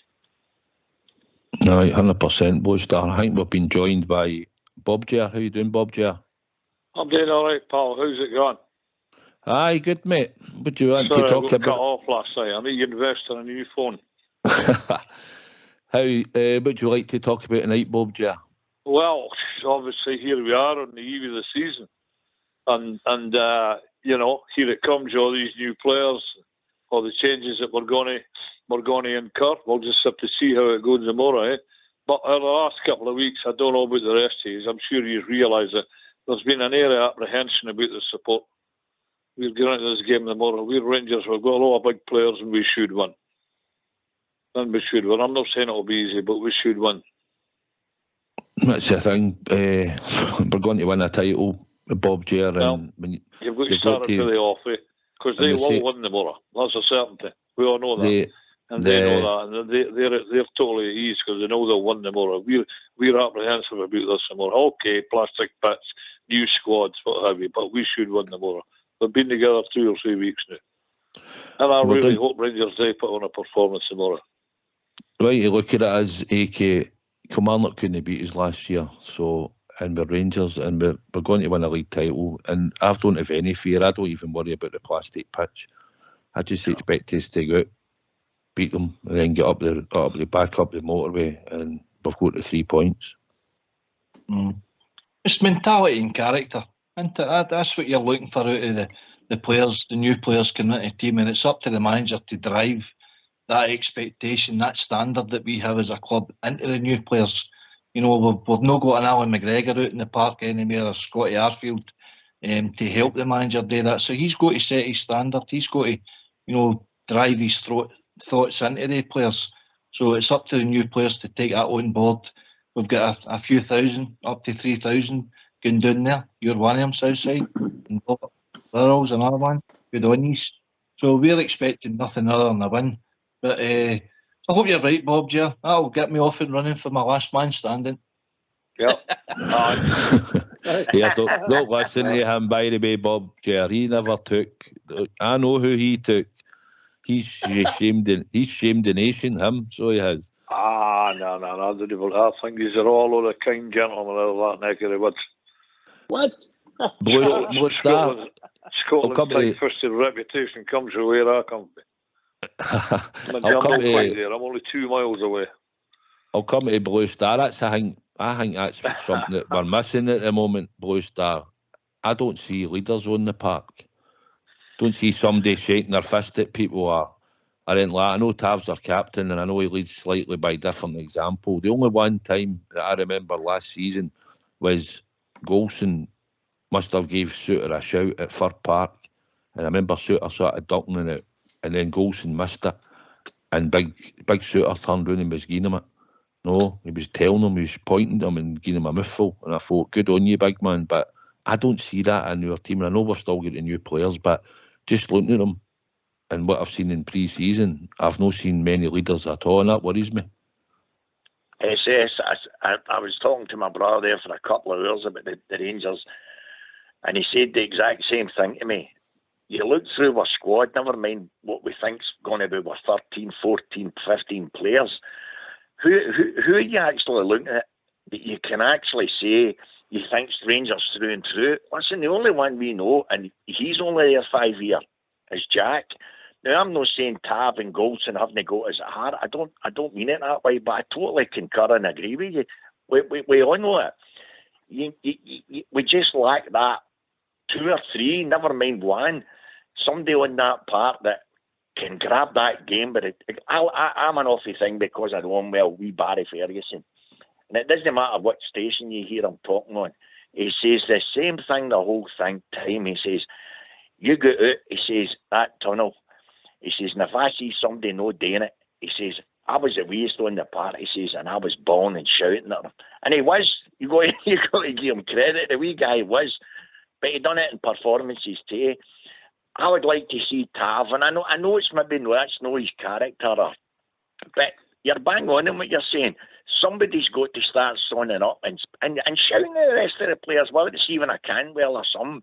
We'd love to see that, because then it's showing the heart, it's showing the rest of the players, right, we really need to dig in here. They shouldn't need it on the part, but every good team's got a good captain and 2 or 3 others that's motivators, that even if the game's gone against them, you're showing character to say, look, you need to get tore in here. You need to get better.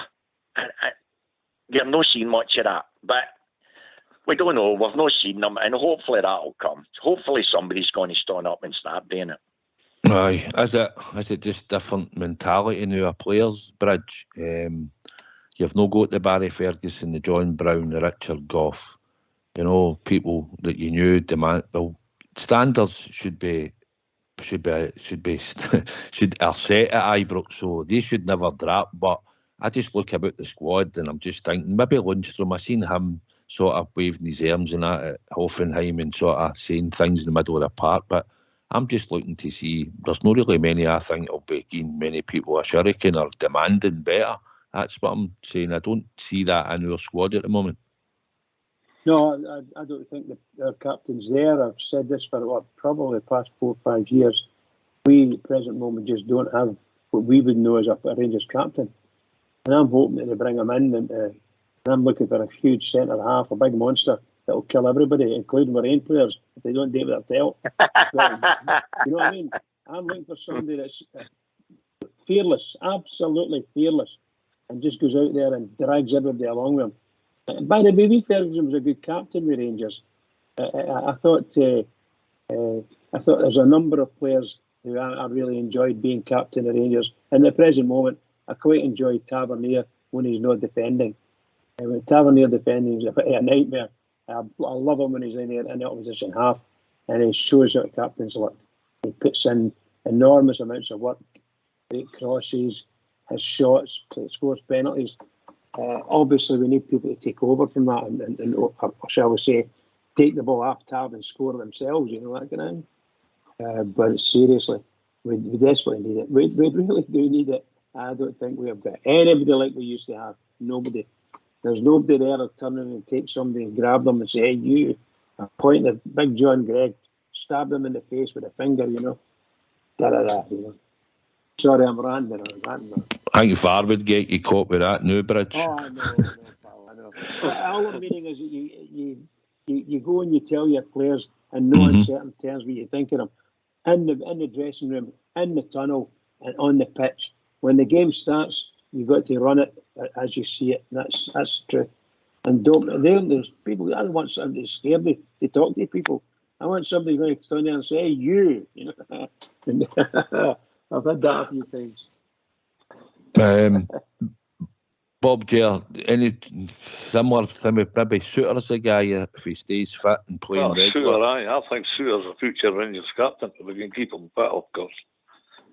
That I can't remember you come with it, but all these guys that you've mentioned were total dyed in the wool Rangers men, and they knew exactly what the club was all about and what it meant. And these guys that were brought in have got to learn very quickly.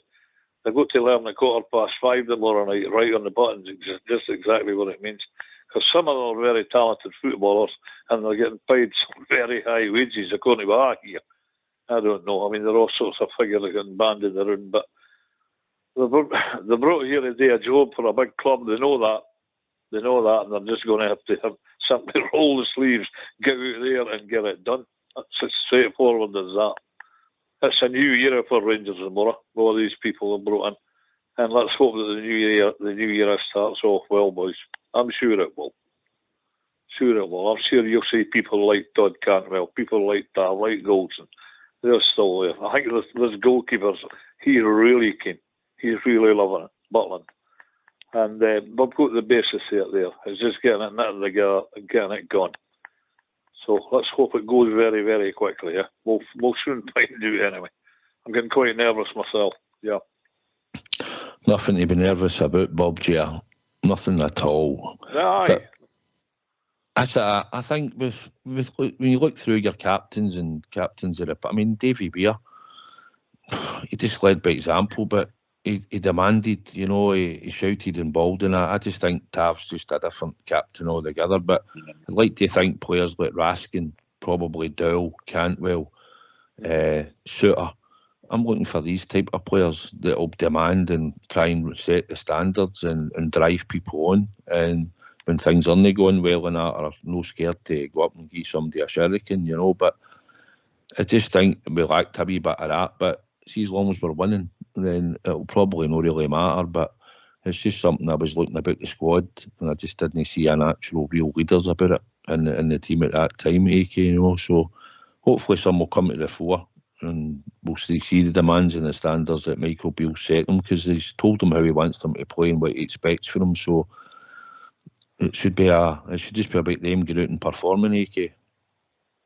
It should be, mate. I mean, we make a big thing about the captain of Rangers, because it has been a big thing historically over the years.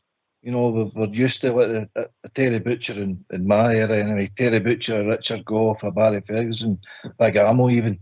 There were guys that kind of stood out in the Widgie, the clenched fist to other people who weren't doing their jobs properly. Tavernier, is it does it weigh down on him and kind of stop him from, really flourishing? No, necessarily, because his numbers going forward is outstanding. But sometimes under the kind of pressure and spotlight and all that, it can be a bit of a hindrance for him. Could it be better if it does take a captaincy off him and give him to somebody else? I don't know how much that would dent his confidence in doing that. It depends on the character. I mean, it happened with Barry Ferguson. You know, they taken the captaincy off of him when he stepped out of the line in Scotland.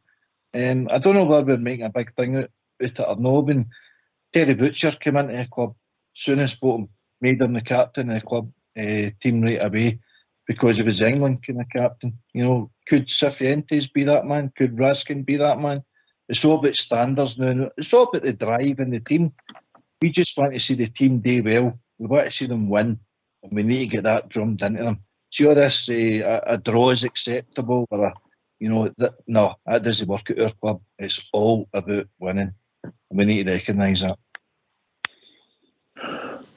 I think it's always been a given, Alex. I just think sometimes we've had players that haven't been up to the standard, and it's been down to the budget and that. But I think Mrs. Michael Beale's had the chance now. The board have backed him. I said at the end of the show the last time that they would get a few quid in that and would buy a lot of players.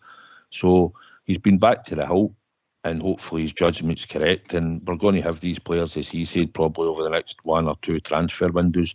But let's not be kidded, Blue Star. If any of them start playing out their skin and performing in Europe, whether it's Champions League or... I'll come back to you, Blue Star. I think we've just been joined by Cairo. How you doing, mate? No bad. How you all doing? Aye, mate. Good to hear you. What's your point tonight? So, it's just tomorrow. I think what we've been talking about. I've been listening in the archive loyal and that, talking about tomorrow's game, about how it's going to go. I think it'll be a quite turgid first half, just because they've not gelled. That part's terrible, and the referee's kind of a worse. Happy. And I'm really looking forward to the game. It's going to be one of these things. If we get an early goal, it'll settle us. If we don't get an early goal, it'll be rough and tumble. But I'm hoping the second half's a lot better as players start to get it and start playing. I would have loved to have seen a wee bit more partnerships in the last couple, the friendly games, but they weren't seeming there. There were a lot of chop and changing, right enough, and that's a worry for me. I think we've got the wherewithal, and we've got the team there the players there to beat Kilmarnock quite comfortably if we're playing them 2 weeks, because you look at some of the players. I love Cantwell's running after the ball. I think he's good. He's cheeky. He's impish. He's got that wee bit about him. And Raskin, I think he's got I think he'll be a great player for us. So it's really just the usual foibles that we've got for the last couple of seasons. Hope we do better at the back. That's where I'm at with it. So I just phoned up because I've been phoned up for ages and I've spoken. I hadn't heard you on for a while. Good to hear you back on. I'll take that AK and then. Aye. I've been archive loyal for a while, so but getting back on. So how Bridgeman, how are you getting on? Oh, Cairo, it's a long time to hear people, and it's really nice to hear you. It's really nice, and you're saying such nice things about the Rangers. I'm happy about that. I'll always say nice things about the Rangers. I know, pal. I know. But really, it's fantastic to hear you. Yeah, it's good to hear you. Anyway, I'll just phoned up just to say hello and see how you're going. But I think everybody's at that stage. We're all at the edge of the cliff, aren't we? For the more we can't wait, Aye.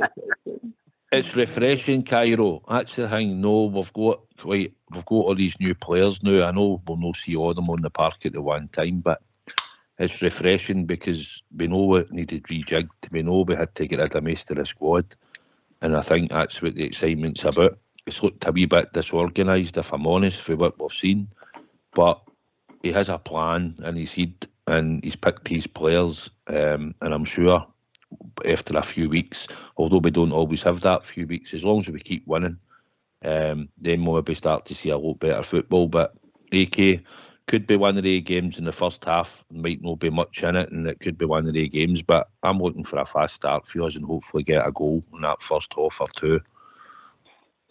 Aye, well, listen, good to hear. No, on you go, pal.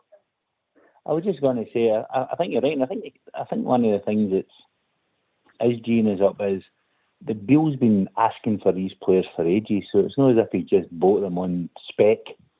It's obvious that he's been chasing some of these players, so that suggests that he knows the way he's wanting to play and he knows the type of players he's wanting, which is something that's been missing for 10 years.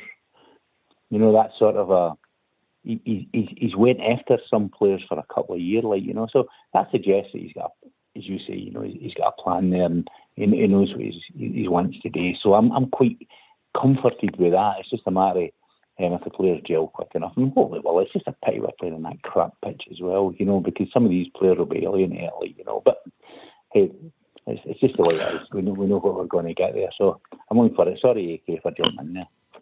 I think some of the players, Cairo and all, I mean, you go into Europe now and there's teams they're playing in plastic pitches, even in Europe now, Europa Leagues and Champions League.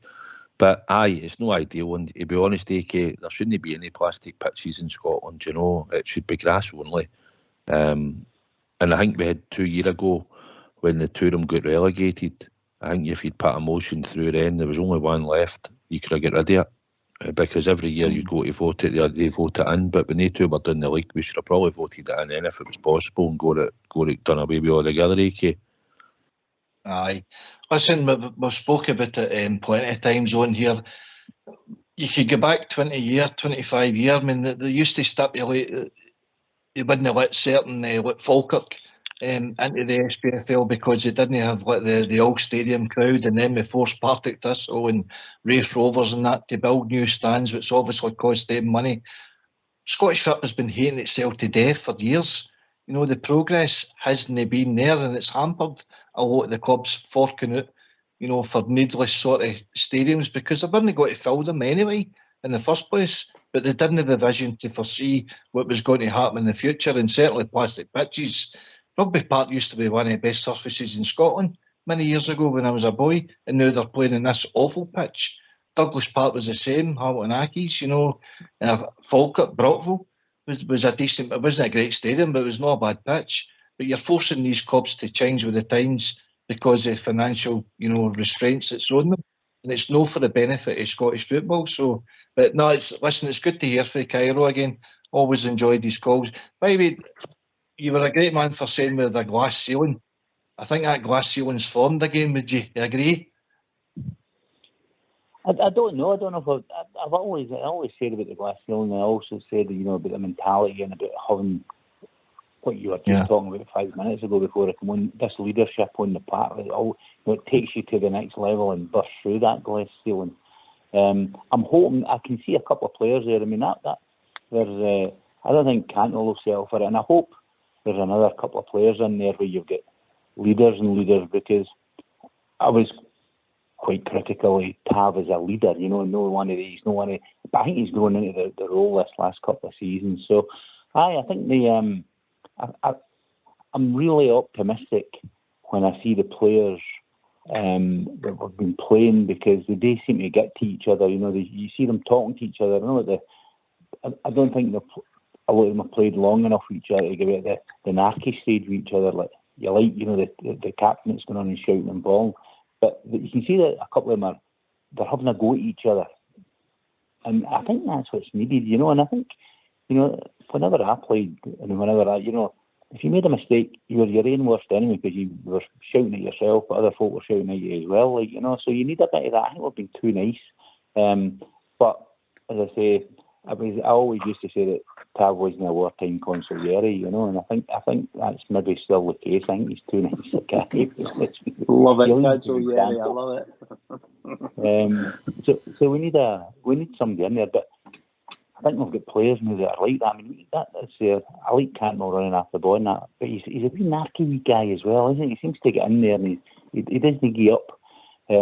Raskin just looks like a good, hard, sturdy player, and if I'll get another couple of players in there in the middle that are going to fight the cause, then I think that glass ceiling will be well and truly smashed. And I'm hoping that's what it is, because a team with a load of leaders, a team with a load of people that are prepared to go and put their life on the line. I mean, Barisic, for example, this last couple of seasons, I've had Barisic this season. I think I read him. He's no guts. He's like a lion in the Wizard of Oz, man. Jesus wept. Jesus peeps.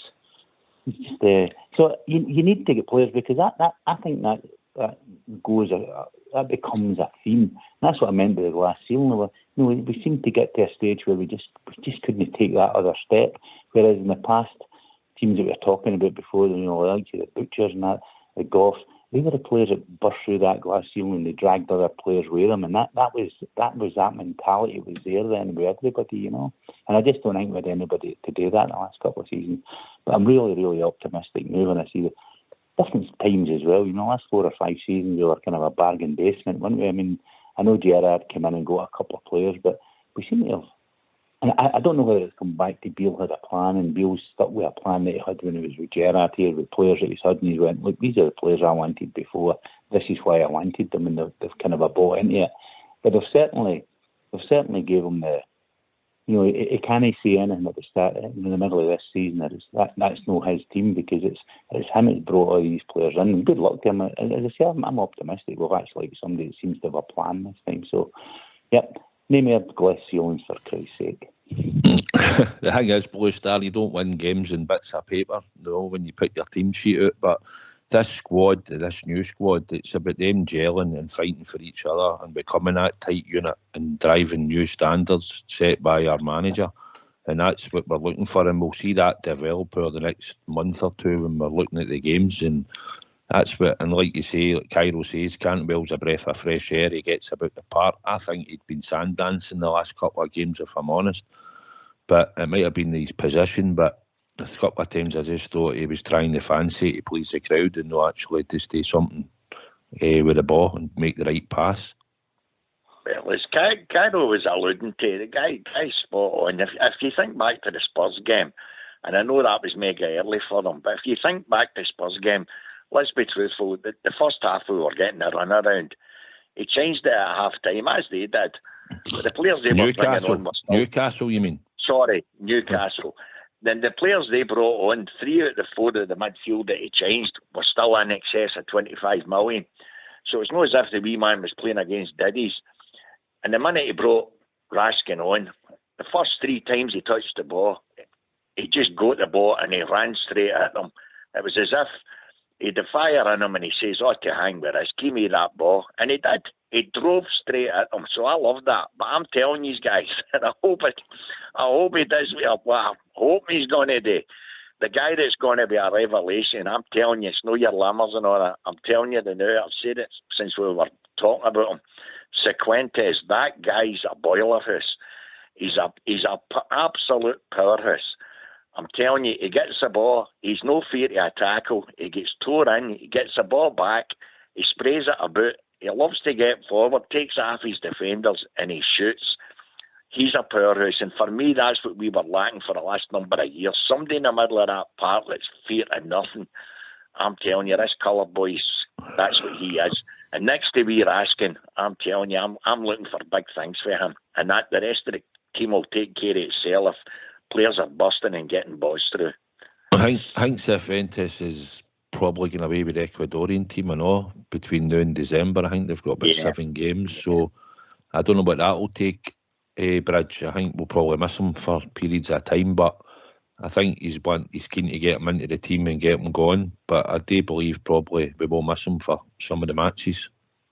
Yeah, I think the boys were saying the other night there, something like maybe four sort of different times they'll be away. And I'm going to live with it anyway. We can't do anything about it unless we get in touch with them and see if he's going to be played. If he's not going to be played, then leave him here and let's go on with it. Come to some agreement. But things will be things, and that's all they're going to do. I think that Cifuentes, I've watched Desi Blue has watched similar to I've watched, and he looks absolutely superb. But then everything on YouTube is like that, isn't it? They show you only the best in general. But I'm really pleased. They've got big fellas, are strong, look strong, and scared of nothing. That's what I want. Let's get in there and show them we've got lots of energy and do the business. Really good. I'm really pleased. No, they'll have 2 games, September, October and November. Everybody will be away, but it'll be like anything when the international scene comes up. We've had to deal with it in the past, Bob J. And it's just something when you're getting players and they're playing for their international countries, then it's just something that you have to put up with.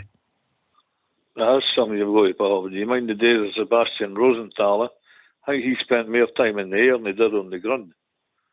Reading back for it to South America, it's a chance you take it when you sign players from another continent. And as Brad says there, hopefully if he's not going to be playing with Ecuador, we can come to some sort of a agreement with the Ecuadorian management for to leave the boy here and let him play for his club. I mean, I think that they did that with Morelos, did they not? Colombia did that with Morelos, if my mind serves me well. So we'll just have to wait and see. But yeah, I agree. I think this Cifuentes is going to be a really good addition for the team. real powerhouse in the middle of the park. You talk about leaders there. I think he can become one of the mainstays in the team to be a leader. So hey ho, here we go into the season tomorrow, and all the best, everybody, team supporters, the whole lot. And remember, we are the people, we are the Rangers. And thanks for having me on. No bother, Bob J. Good to hear you on, pal. No bother. Good luck to you all tomorrow. I'll see you later. Hey, Bob J. Cheers, okay, Bridge. All the best, everyone. I'll see you on Monday. Bye-bye. I think that's the most important thing, Cairo, innit? We just want to get after that good start because we've got this European game coming up, and I watched them last week, and they look a decent outfit. They look quite fit, and that game, the first game I watched, could have finished 4 each, and obviously with the game the other night. So I just think we look a wee bit off the pace at the moment compared to what I seen the fitness levels that they were at. I think you're right. We look a bit no leggy, but we just that wee sharpness isn't there, is it? You could, and that team. I thought Genk would have been. I watched the 2 games, and Genk were, for me, they're a better fitter team. That other team were harsher, and some of their tackles were wild and a bit ridiculous. They get tore in, but they wouldn't with 10 men, so you can't take that away from them. That tells you how they're going. I mean, I know they were playing for penalties the last sort of a half hour plus, the injury time and that. But they got the ball about as well, didn't they? I mean, they managed to get the ball about. We just need to be better than them at that. And I think, that tomorrow at Kilmarnock, we'll be able to see if the training's working, they are gelling. But I think you're right. When we play them next week, we'll have to go on song because Europe have made these mugs nowadays. I know there are some teams that aren't just quite as good, but they looked a bit. Some of their tackles were tasty, so we'll just need to watch that as well. But I think out of the 2 games watching them, if we go off to a good start tomorrow and start to get particularly the second half, if we start to see, that camaraderie coming in and players starting to understand each other a wee bit in a real game, then that just lends itself well for Wednesday. And I think, confidence coming for the more is essential for Wednesday, and I'm hoping that we do get a good result tomorrow. I'm a wee bit worried about the first half, just if we're not defensively, if we lose a stupid goal. If we get an early goal and settle, it'll be great. Even if as long as we don't lose a goal the first half, I think we'll win. And I think it's taking that forward to next week, and it'll be to see how the players react and how they get with each other. That'll be really interesting tomorrow. So it's a really exciting day. But I think I've got nothing to do that other team out of 2 legs, to be honest with you. Looking forward to tomorrow down at Rugby Park. We're just going to be shutting up now, Cairo, but I'd like to thank you anyway, mate, for phoning in this evening, as always. Been a while since we heard you, so don't make yourself a stranger. Okay, well, I'm going to sign off now and leave you to it. All the best, guys. It's been great. Right. All the best, mate. Thanks very much. It's been brilliant, Cairo. Lovely to hear from you. All the best. Cheers. Just before we're just go off, we're planning to have a pre-show tomorrow before the Kilmarnock game at 4:15 it will start. We're a bit short of staff with holidays, and we've got people that will be going to the game tomorrow. So, but we're hoping to put a show on, and if we don't manage it tomorrow, we'll be back on Monday night between 8 and 10 to talk about the game on the Saturday. But hopefully you'll have a show to listen to tomorrow before the game and after the game as well. So just to let you know, Blue Star, just before we finish up, do you want to say anything else before you go, pal? Thanks for having us on, guys. Great talking tonight. Good listening to you. So, say as I always say, onwards and upwards. 3 points for the Rangers tomorrow, and we'll all be bouncing. Cheers, guys. Cheers, Blue Star. Right, boy. AK, final words, pal. I enjoyed the show tonight with yourself and the legend Bridgeman. Good call tonight. Good topic. Game. Hopefully we start with 3 points. Come on, the Rangers.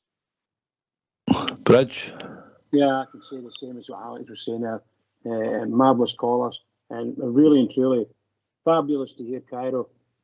Such a long time we heard from him. Can I just say to all the Rangers fans all over the world, and particularly Rangers fans on here on Rangers Radio, tomorrow, start of the season, everybody get in there for the Rangers and keep it going for them. Keep it going. Can I just personally thank you two guys for helping us out this evening and carrying us through the night. Thoroughly enjoyed your company. I'd like to thank Cairo for phoning in, Bob Jer and Blue Star.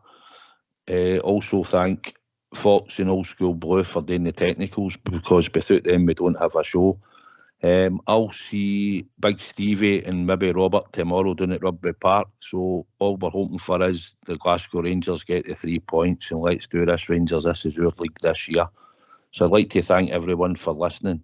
Take it away, Old School Blue.